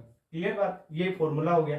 तो एसोसिएशन और डिसोसिएशन के लिए फॉर्मूले याद करना सिंपल बात है। देखो सिंपल चीज बताओ, number of moles of associated या डिसोसिएटेड एसोसिएटेड, बस क्लियर बात खत्म। डिसोसिएशन के लिए डिसोसिएटेड, एसोसिएशन के लिए एसोसिएटेड, खत्म बात। वही फॉर्मूला है, चेंज कितना है इसमें 1/n है, किसमें एसोसिएशन में, और डिसोसिएशन में n-1 है। क्लियर बात, क्लियर खत्म। अब ली चैटलियर्स प्रिंसिपल है, वहां से क्वेश्चन आते हैं, उसको डिटेल में करते हैं अपन। ओके, स्क्रीनशॉट लो। ली चैटलियर प्रिंसिपल पढ़ते हैं, बहुत इंपॉर्टेंट टॉपिक है, इससे क्वेश्चन आते ही आते हैं। ठीक है, तो इसके सारे कॉन्सेप्ट को एक बार आपको बता देता हूं। ओके, ली चैटलियर प्रिंसिपल का स्टेटमेंट देखना है, फिर उसकी इफेक्ट्स के बारे में कैसे क्वेश्चन आते हैं उनके बारे में अपन देखेंगे। तो पहले सबसे पहले ली चैटलियर प्रिंसिपल है क्या। ली चैटलियर बोलता है at equilibrium if any observable property is changed. अब ऑब्जर्वेबल प्रॉपर्टी कौन सी है, जैसे प्रेशर हो गया, टेम्परेचर हो गया, वॉल्यूम हो गया, ये सारी ऑब्जर्वेबल प्रॉपर्टीज होती है। तो if any observable property is changed then equilibrium will shift towards that direction which will nullify its changes। यानी कोई भी ऑब्जर्वेबल प्रॉपर्टी में चेंज हो रहा है तो इक्विलिब्रियम उस डायरेक्शन में शिफ्ट होगा जिस डायरेक्शन में जिस ऑब्जर्वेबल प्रॉपर्टी में चेंज हुआ है ना उसको कम कर सके, उसको नलिफाई कर सके। ठीक है, यानी ली चैटलियर प्रिंसिपल का मतलब क्या है, इसका बेसिक चीज क्या बोलता है ली चैटलियर, कि आपने कोई भी ऑब्जर्वेबल प्रॉपर्टी है जैसे प्रेशर हो गया, वॉल्यूम हो गया, टेम्परेचर हो गया, उसमें कोई चेंज किया, अब चेंज करोगे तो रिएक्शन का इक्विलिब्रियम उस डायरेक्शन में शिफ्ट हो जाएगा जिस डायरेक्शन में उस ऑब्जर्वेबल प्रॉपर्टी में चेंज हुआ है उसको नलिफाई किया जा सके। ठीक है, यानी जिस डायरेक्शन में जाने पर जो ऑब्जर्वेबल प्रॉपर्टी में चेंज हुआ है ना उसको नलिफाई कर सके उस डायरेक्शन में ही जाना चाहेगा इक्विलिब्रियम। ठीक है, बात समझ में आई। यानी अगर आप कोई रिएक्शन है उसमें आप प्रोडक्ट रिएक्टेंट से प्रोडक्ट जा रहे हो और प्रोडक्ट बढ़ा रहे हो, प्रोडक्ट बढ़ रहा है तो इक्विलिब्रियम उस साइड शिफ्ट होगा जिस साइड प्रोडक्ट की मात्रा कम हो जाए। ठीक है, तो रिएक्टेंट की ओर शिफ्ट होना चाहेगा। यानी जैसे सिंपल एक चीज समझो आप, जैसे यहां पे बताता हूं, एक रिएक्टेंट है, रिएक्टेंट से प्रोडक्ट जा रहे हो, अब ये प्रोडक्ट की मात्रा मान लो प्रोडक्ट में चेंज हो रहा है, प्रोडक्ट बढ़ रहा है, प्रोडक्ट बढ़ रहा है, तब इक्विलिब्रियम किधर शिफ्ट होगा, किस डायरेक्शन में आना चाहेगा, भाई इस प्रोडक्ट को कम करना चाहेगा इक्विलिब्रियम। इक्विलिब्रियम क्या चाहेगा कि ये प्रोडक्ट कम हो। अब प्रोडक्ट कम हो का मतलब क्या है, प्रोडक्ट कम हो या रिएक्टेंट बढ़े, मतलब यही तो है, यानी प्रोडक्ट को कम करना चाहेगा। और प्रोडक्ट कम कब होगा, जब रिएक्टेंट बढ़ेगा, यानी रिएक्शन इस साइड आएगी। समझ रहे हो, बेसिक बेसिक चीज समझो, इसकी बेसिक चीज क्या है, बेसिक नीड क्या है ली चैटरलियर प्रिंसिपल की। ये सारी चीजें तो अपन अपने सीपीएस पॉइंट से इसको कवर कर लेंगे, ठीक है। यानी जो ली चैटरलियर प्रिंसिपल है उसका स्टेटमेंट आपको याद रखना है। स्टेटमेंट बेसिक कॉन्सेप्ट याद रखना है, क्या है कि किसी भी ऑब्जर्वेबल प्रॉपर्टी में अगर चेंज करते हो तो इक्विलिब्रियम उस साइड में शिफ्ट होगा जिस साइड में उसके चेंज को नलिफाई किया जा सके, ठीक है। अब अपन पढ़ते हैं कि कॉन्सेंट्रेशन में चेंज हो, प्रोडक्ट की कॉन्सेंट्रेशन या रिएक्टेंट की कॉन्सेंट्रेशन, तब रिएक्शन किधर जाएगी वो चीज। ये सारे कॉन्सेप्ट है ना बहुत अच्छी तरीके से मेरे खुद के बनाए हुए हैं, ठीक है, तो इनको अच्छे से समझना। अगर आपके पास रिएक्टेंट की कॉन्सेंट्रेशन है, अगर रिएक्टेंट की कॉन्सेंट्रेशन इंक्रीज होती है तो इक्विलिब्रियम किस साइड में शिफ्ट होगा, तो इक्विलिब्रियम होगा फॉरवर्ड शिफ्ट। अब देखो फॉरवर्ड और बैकवर्ड की एक चीज बता देता हूं, जैसे ये रिएक्टेंट है, रिएक्टेंट से जा रहा है प्रोडक्ट, ये हो गया फॉरवर्ड, ठीक है, और प्रोडक्ट से आ रहा है रिएक्टेंट, ये हो गया बैकवर्ड, ठीक है। अब इसको समझो, रिएक्टेंट की कॉन्सेंट्रेशन अपन ने इंक्रीज की, मान लो इस रिएक्टेंट की कॉन्सेंट्रेशन इंक्रीज की तो रिएक्शन इक्विलिब्रियम किधर शिफ्ट होगा, फॉरवर्ड डायरेक्शन में। देखो अब ली चैटरलियर के, देखो इसको सिद्ध करता हूं कैसे। आपने क्या किया, रिएक्टेंट की कॉन्सेंट्रेशन बढ़ाई, रिएक्टेंट की कॉन्सेंट्रेशन बढ़ाई। अब ली चैटरलियर क्या बोलता है कि जिसकी कॉन्सेंट्रेशन बढ़ाई इक्विलिब्रियम उधर शिफ्ट होगा जिस साइड इसकी कॉन्सेंट्रेशन को नलिफाई किया जा सके, चेंज को नलिफाई किया जा सके। इसकी कॉन्सेंट्रेशन बढ़ाई यानी कॉन्सेंट्रेशन कम करनी है ना इसकी, अब चेंज उधर ही जाएगा। तो कम कैसे हो सकती है, अगर आप रिएक्शन को फॉरवर्ड करते हो, यानी फॉरवर्ड रिएक्शन का मतलब प्रोडक्ट बढ़ा रहे हो, फॉरवर्ड रिएक्शन जाएगी तो प्रोडक्ट बढ़ेगा ना, तो क्या होगा, प्रोडक्ट बढ़ेगा तो रिएक्टेंट कम होता जाएगा ना, यानी प्रोडक्ट बढ़ा तो रिएक्टेंट कम हुआ, और रिएक्टेंट कम ही तो करना चाह रहे थे क्योंकि रिएक्टेंट यहां पे इंक्रीज हो गया था। समझ लो, यानी ये ली चैटरलियर क्या बोलता है, अगर कोई चीज इंक्रीज हो रही है तो उसको डिक्रीज करेंगे, और कोई चीज डिक्रीज हो रही है तो उसको इंक्रीज करेंगे, सीधी सी ये बात बोलता है। अब इसके ये तो रहे आपके कॉन्सेप्ट से बता दिया आपको, ठीक है। अब इसको डायरेक्ट कैसे करना है, आपको क्वेश्चन आएगा तो क्वेश्चन को डायरेक्ट कैसे सोल्व करना है उसके लिए भी बता देता हूं। अगर रिएक्टेंट की कंसंट्रेशन इंक्रीज कर रही है तो इक्विलिब्रियम फॉरवर्ड डायरेक्शन में शिफ्ट होगा, अगर रिएक्टेंट की कंसंट्रेशन डिक्रीज कर रही है तो इक्विलिब्रियम बैकवर्ड साइड में शिफ्ट होगा। फॉरवर्ड और बैकवर्ड का पता है, रिएक्टेंट से प्रोडक्ट जा रहा है फॉरवर्ड, प्रोडक्ट से रिएक्टेंट आ रहा है बैकवर्ड चीज, ठीक है। ये रिएक्टेंट की कंसंट्रेशन की चीजें होगी। अब कंसंट्रेशन ऑफ प्रोडक्ट की बात करें तो देखो, अगर प्रोडक्ट की कंसंट्रेशन इंक्रीज होती है, प्रोडक्ट की कंसंट्रेशन इंक्रीज होगी तो इक्विलिब्रियम बैकवर्ड डायरेक्शन में शिफ्ट होगा, अगर प्रोडक्ट की कंसंट्रेशन डिक्रीज होती है तो इक्विलिब्रियम फॉरवर्ड डायरेक्शन में शिफ्ट होगा। कैसे, देखो जैसे ये अपन ने रिएक्टेंट से प्रोडक्ट बनाया, अगर प्रोडक्ट बढ़ रहा है, देखो यहां से प्रोडक्ट बढ़ा, यहां पे ये प्रोडक्ट बढ़ा तो ली चैटरलियर क्या करेगा, इसको कम करना चाहेगा। अब प्रोडक्ट कम होगा, प्रोडक्ट कम होने का मतलब क्या है, ये कम करेंगे तो रिएक्टेंट बढ़ेगा, तो रिएक्टेंट को बढ़ाना है, रिएक्टेंट को बढ़ाना है, प्रोडक्ट को कम करना है मतलब रिएक्टेंट को बढ़ाना है, तो इक्विलिब्रियम इधर ही तो आएगा। तो इधर प्रोडक्ट से रिएक्टेंट आते हैं तो इसे बोलते हैं बैकवर्ड, और ये बैकवर्ड हो गया ना, सारी चीज समझ में आई।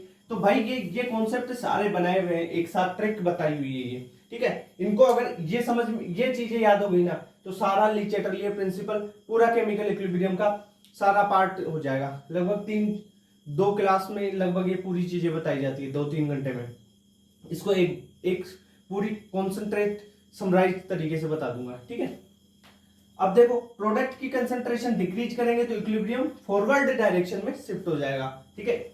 फॉरवर्ड और बैकवर्ड की तो चीजें पता है ना, फॉरवर्ड का मतलब आगे जाना, रिएक्टेंट से प्रोडक्ट जाना, और बैकवर्ड का प्रोडक्ट से रिएक्टेंट आना। Okay clear. अब देखते हैं, अपन ने देख लिया रिएक्टेंट की कॉन्सेंट्रेशन और प्रोडक्ट की कॉन्सेंट्रेशन और दोनों ऑब्जर्वेबल ये प्रॉपर्टीज तो देख ली। अब टेम्परेचर की बात करते हैं। ये है टेम्परेचर इफेक्ट ऑफ टेम्परेचर। अब टेम्परेचर का इफेक्ट देखोगे तो दो तरह की रिएक्शन होती है, एक तो एक्जोथर्मिक होती है और एक एंडोथर्मिक होती है। अब एक्जोथर्मिक क्या है, जिसमें हीट रिलीज होती है, वो एक्जोथर्मिक रिएक्शन होती है। और एंडोथर्मिक रिएक्शन जिसमें हीट एब्जॉर्ब होती है, वो एंडोथर्मिक रिएक्शन होती है। जैसे यहां पे देखो, एंडोथर्मिक रिएक्शन के लिए अपन डेल्टा एच पॉजिटिव, ठीक है। एंडोथर्मिक रिएक्शन में क्या हो रहा है, हीट एब्जॉर्ब हो रही है तो डेल्टा एच पॉजिटिव रहेगा। अब इसमें टेम्परेचर का इफेक्ट देख लेते हैं कैसे होगा। ली चेटरलियर तो वही बोलेगा कि ये अपने उस डायरेक्शन में इक्विलिब्रियम शिफ्ट करेगा जिस डायरेक्शन में जो चेंज हुआ है ना, उसके इफेक्ट को नलिफाई किया जा सके। यानी अगर टेम्परेचर को इंक्रीज करते हैं, बहुत इंपॉर्टेंट चीज है, टेम्परेचर को इंक्रीज करते हैं तो इक्विलिब्रियम फॉरवर्ड डायरेक्शन में शिफ्ट होगा। अगर अपन टेम्परेचर को डिक्रीज करते हैं तो इक्विलिब्रियम बैकवर्ड डायरेक्शन में शिफ्ट होगा। सीधे रिएक्शंस में आप लगा सकते हो। अमोनिया की हेबर प्रोसेस में भी इससे क्वेश्चन पूछा जाता है। भाई आपको क्या करना है, सीधा फॉरवर्ड बोले, फॉरवर्ड का मतलब रिएक्टेंट से प्रोडक्ट में जाना है, और बैकवर्ड बोले तो प्रोडक्ट से रिएक्टेंट में आना है, ठीक है। यह है एंडोथर्मिक रिएक्शंस के लिए। यानी एंडोथर्मिक के लिए टेम्परेचर बढ़ाओगे तो इक्विलिब्रियम फॉरवर्ड की ओर जाएगा, अगर टेम्परेचर घटाओगे तो इक्विलिब्रियम बैकवर्ड की ओर आएगा। सीधी सी चीज बता देता हूं, जैसे अपन बात करें एंडोथर्मिक रिएक्शंस के लिए, तो देखो ये है आपका रिएक्टेंट और ये है प्रोडक्ट, ठीक है। अगर फॉरवर्ड जा रहे हो यहां पे, तो फॉरवर्ड कब जाएगी रिएक्शन, जब आप टेम्परेचर को इंक्रीज करोगे, ठीक है। और बैकवर्ड कब आएगी रिएक्शन, जब आप टेम्परेचर को डिक्रीज करोगे। ये सीधा सा कॉन्सेप्ट हो गया, ये कॉन्सेप्ट हो गया, येलो खत्म, पूरी एंडोथर्मिक। अब अपन एक्जोथर्मिक के लिए बात कर ले। एक्जोथर्मिक मतलब हीट क्या हो रही है, रिलीज हो रही है। हीट रिलीज हो रही है तो डेल्टा एच क्या आ गया, नेगेटिव। अब डेल्टा एच नेगेटिव हो गया, ठीक है सर। इसके लिए अगर अपन टेम्परेचर को अगर इंक्रीज करते हैं तो क्या होगा, अगर एक्जोथर्मिक रिएक्शन है ना, उसके लिए टेम्परेचर इंक्रीज करोगे तो जो इक्विलिब्रियम है ना, वो किधर शिफ्ट होगा, shift backward direction, backward direction में। बैकवर्ड डायरेक्शन का मतलब क्या हो गया, प्रोडक्ट से वो रिएक्टेंट की ओर आ रहा है, वो बैकवर्ड डायरेक्शन होगी। अगर यहां पर अपन टेम्परेचर को डिक्रीज करते हैं, टेम्परेचर को डिक्रीज किया जाता है, तब इक्विलिब्रियम किधर शिफ्ट होगा, किसमें, एक्जोथर्मिक की बात कर रहे हैं, ठीक है। तो equilibrium shift towards forward direction,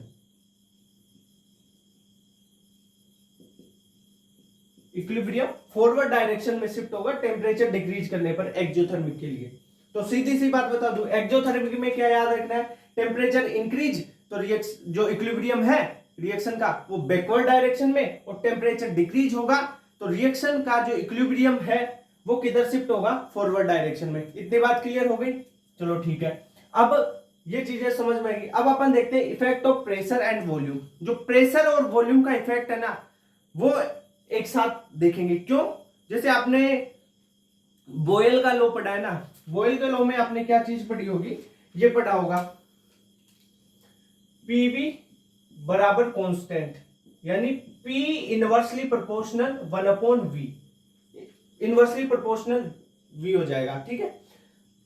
मतलब क्या है, अगर प्रेशर बढ़ाओगे तो वॉल्यूम घटेगा, यही तो चीज है। प्रेशर बढ़ाओगे तो वॉल्यूम घटेगा, ऐसा ही तो रिलेशन है इसमें। तो अपन क्या कर सकते हैं, यानी यहां पे लिख देता हूं P इनवर्सली प्रोपोर्शनल V, ठीक है, ओके। अब देखो, अगर प्रेशर को इंक्रीज कर रहे हो तो वॉल्यूम तो अपने आप डिक्रीज होगा ना, यह है वॉल्यूम। V का मतलब, P का मतलब प्रेशर। देखो प्रेशर बढ़ाओगे तो वॉल्यूम डिक्रीज हो रहा है, वॉल्यूम बढ़ाओगे तो प्रेशर डिक्रीज होगा। तो या तो प्रेशर को इंक्रीज करो या आप वॉल्यूम को डिक्रीज कर लो, दोनों में एक ही बात है, ठीक है। दोनों में इक्विलिब्रियम में सेम इफेक्ट पड़ेगा। आपको क्वेश्चन में दे दिया जाए अगर प्रेशर को इंक्रीज करते हैं तब इक्विलिब्रियम किधर शिफ्ट होगा, तो equilibrium less number of gaseous moles की ओर शिफ्ट होगा। जिधर गैसियस मोल्स कम होंगे रिएक्शन में, रिएक्शन की बात कर रहा हूं, रिएक्शन की, रिएक्शन में गैसियस मोल जिस साइड में कम होंगे उस साइड में रिएक्शन जाएगी। अगर बोल दिया जाए वॉल्यूम डिक्रीज कर रहा है, वॉल्यूम डिक्रीज कर रहा है, तब भी रिएक्शन जो इक्विलिब्रियम है वो नंबर ऑफ गैसियस मोल्स जहां कम होंगे उधर ही जाएगा। ठीक है, बात समझ में आई कॉन्सेप्ट? यानी प्रेशर को इंक्रीज करो और चाहे वॉल्यूम को डिक्रीज करो, दोनों का सेम इफेक्ट पड़ता है किस पे, जो है इक्विलिब्रियम पे। इक्विलिब्रियम में रिएक्शन किधर जाएगी। ठीक है, ओके। ये जो ली चैटरलियर प्रिंसिपल है ना, इससे भाई क्वेश्चन आता है, इन पे ध्यान रखना। अब अपन बात कर ले, प्रेशर को डिक्रीज कर दें या वॉल्यूम को इंक्रीज कर दें, वही बात है, सेम बात है। चाहे प्रेशर को डिक्रीज करोगे चाहे वॉल्यूम को इंक्रीज करो, वो सेम इफेक्ट पड़ेगा। और इफेक्ट इक्विलिब्रियम किधर शिफ्ट होगा, तो अपन बात करें अगर प्रेशर को डिक्रीज करते हैं तो equilibrium shift towards more number of gaseous mole. ठीक है, more number of gaseous moles की ओर अगर डिक्रीज करते हैं ना प्रेशर को, तब इक्विलिब्रियम शिफ्ट हो जाता है। तो क्लियर बात, ये चीज समझ में आएगी आपको। यानी प्रेशर को डिक्रीज करो और वॉल्यूम को इंक्रीज करो, सेम इफेक्ट पड़ता है इक्विलिब्रियम शिफ्ट होने पर। ठीक है, इक्विलिब्रियम उधर शिफ्ट होगा जिधर मोर नंबर ऑफ गैसियस मोल हो, गैसियस मोल्स ज्यादा होंगे उधर, प्रेशर को डिक्रीज करने पर या वॉल्यूम को इंक्रीज करने पर। ओके, ये चीज समझ में आई, क्लियर बात? ओके, अब देखते हैं effect of addition of inert gas at constant volume and constant pressure. ठीक है, जो इनर्ट गैसेस है ना, हीलियम हो गया, ऑर्गन हो गया, नियोन हो गया, ठीक है, जिनोन, ये हो गए, तो इनका क्या इफेक्ट पड़ता है इक्विलिब्रियम पे। इक्विलिब्रियम किधर शिफ्ट होगा अगर आप इनर्ट गैस ऐड करते हो eight constant volume and constant pressure. अब देखो, कांस्टेंट वॉल्यूम पर अगर वॉल्यूम को चेंज नहीं किया और इनर्ट गैस आप ऐड कर रहे हो तो भाई कोई भी फर्क नहीं पड़ता इक्विलिब्रियम पे, नो इफेक्ट ऑन इक्विलिब्रियम। अगर आप इनर्ट गैस का एडिशन करते हो, इनर्ट गैस ऐड करते हो किस पे, कांस्टेंट वॉल्यूम पे, तो कोई भी इफेक्ट नहीं पड़ता है। ठीक है, क्लियर बात, ये बात क्लियर? ओके, अब देखो कांस्टेंट प्रेशर की बात करते हैं। तो इनर्ट गैस अगर कांस्टेंट प्रेशर पे आप ऐड करते हो, कांस्टेंट प्रेशर पे इनर्ट गैस ऐड करते हो, तो इक्विलिब्रियम किधर शिफ्ट होगा, equilibrium more number of gaseous moles की ओर शिफ्ट हो जाएगा। Equilibrium more number of gaseous moles की ओर शिफ्ट हो जाएगा। अब ये सारी मोर number of gaseous moles, less number of gaseous moles, ये भाई कोई केमिकल रिएक्शन क्वेश्चन में दी हुई होगी या बोला होगा कि प्रोडक्ट की ओर या रिएक्टेंट की ओर गैसियस मोल्स कम है। जिस साइड में गैसियस मोल कम हो यानी प्रोडक्ट या रिएक्टेंट है ना, वो गैसियस फेज में होने चाहिए, और जिस साइड में ज्यादा होंगे उधर मोर नंबर ऑफ गैसियस मोल्स हो जाएंगे ना। ठीक है, तो ये देखना है आपको, क्लियर बात? एक बात समराइज कर देता हूं, ली चैटरलियर प्रिंसिपल क्या है। बेसिकली ये प्रिंसिपल बोलता है कि किसी भी ऑब्जर्वेबल प्रॉपर्टी में अगर आप चेंज करते हो तो इक्विलिब्रियम उधर शिफ्ट होता है जिधर इस चेंज को नलिफाई किया जा सके।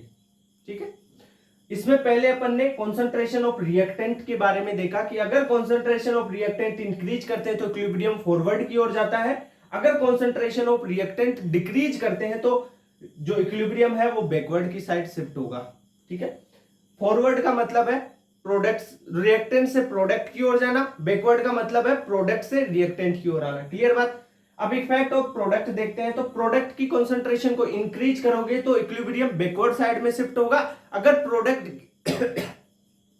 प्रोडक्ट की कंसंट्रेशन को अगर आप डिक्रीज करते हो तो इक्विलिब्रियम फॉरवर्ड डायरेक्शन में शिफ्ट होता है। ठीक है, इतनी बात क्लियर? उसके बाद में अपन ने देखा इफेक्ट ऑफ टेम्परेचर, वो दो रिएक्शंस के टाइप्स पे देखा, एक तो एंडोथर्मिक, दूसरी एक्सोथर्मिक। एंडोथर्मिक में अपन ने देखा कि टेम्परेचर इंक्रीज करने पर रिएक्शन फॉरवर्ड, जो इक्विलिब्रियम है वो फॉरवर्ड की ओर जा रहा है, अगर टेम्परेचर डिक्रीज करते हो तो इक्विलिब्रियम किधर शिफ्ट होगा, बैकवर्ड डायरेक्शन की ओर शिफ्ट होगा। ठीक है, अगर रिएक्शन एक्सोथर्मिक है यानी डेल्टा एच एक्सोथर्मिक के लिए नेगेटिव होता है। तो टेम्परेचर अगर इंक्रीज करोगे तो इक्विलिब्रियम बैकवर्ड साइड की ओर शिफ्ट होगा। अगर टेम्परेचर एक्सोथर्मिक के लिए डिक्रीज करते हो तो जो डिक्रीज करोगे तो इक्विलिब्रियम किधर शिफ्ट होगा, फॉरवर्ड डायरेक्शन की ओर शिफ्ट होगा। ये बात होगी टेम्परेचर के इफेक्ट की। अब अपन ने देखा प्रेशर और वॉल्यूम का, यानी प्रेशर बढ़ाओ या वॉल्यूम घटाओ एक बात, दूसरी बात प्रेशर बढ़ाओ या प्रेशर घटाओ, प्रेशर बढ़ाओ या वॉल्यूम घटाओ एक बात, दूसरी प्रेशर घटाओ या वॉल्यूम बढ़ाओ एक बात, ठीक है। प्रेशर को इंक्रीज करो या वॉल्यूम को डिक्रीज करो तो equilibrium less number of gaseous moles की ओर शिफ्ट होगा। अगर प्रेशर को डिक्रीज करते हैं और वॉल्यूम को इंक्रीज करते हैं एक ही बात है, तो equilibrium more number of gaseous moles की ओर शिफ्ट होता है। अगर इनर्ट गैस का एडिशन देखें तो इनर्ट गैस को ऐड करने पर अगर कांस्टेंट वॉल्यूम है तो इक्विलिब्रियम पे कोई फर्क नहीं होगा, इक्विलिब्रियम शिफ्ट नहीं होगा किधर भी, तो यानी नो इफेक्ट ऑन इक्विलिब्रियम, ठीक है। अगर कांस्टेंट प्रेशर है तो कांस्टेंट प्रेशर पे अगर इनर्ट गैस ऐड कर दी जाती है, इनर्ट गैस आर्गन हीलियम वगैरह, ये इनर्ट गैस ऐड करते हैं तो इक्विलिब्रियम उस साइड शिफ्ट होगा जिधर मोर नंबर ऑफ गैसियस मोल्स हो, ठीक है। क्लियर बात, ओके, इतनी बात clear. More number of gaseous moles कोई रिएक्शन होगी ना, उसमें ही तो दिए हुए होंगे आपको, क्वेश्चन में रिएक्शंस दी हुई होगी, या आपको जैसे रिएक्शंस होती है ना, A प्लस बी से बना C प्लस डी। अब A तो है सॉलिड में, B है गैस में, C गैसियस है और D भी गैस में है, तो मोर नंबर ऑफ गैसियस मोल्स किधर है भाई, इधर तो 2 मोल गैस के हैं और इधर एक ही मोल है, तो इधर मोर गैसियस मोल्स हो गए ना। क्लियर, ऐसे रिएक्शन दी होगी, ABCD के रूप में लिख दिया मैंने इसको, जनरल फॉर्मूला, ओके क्लियर। तो केमिकल इक्विलिब्रियम आपका कंप्लीट हुआ, ठीक है, ओके, थैंक यू।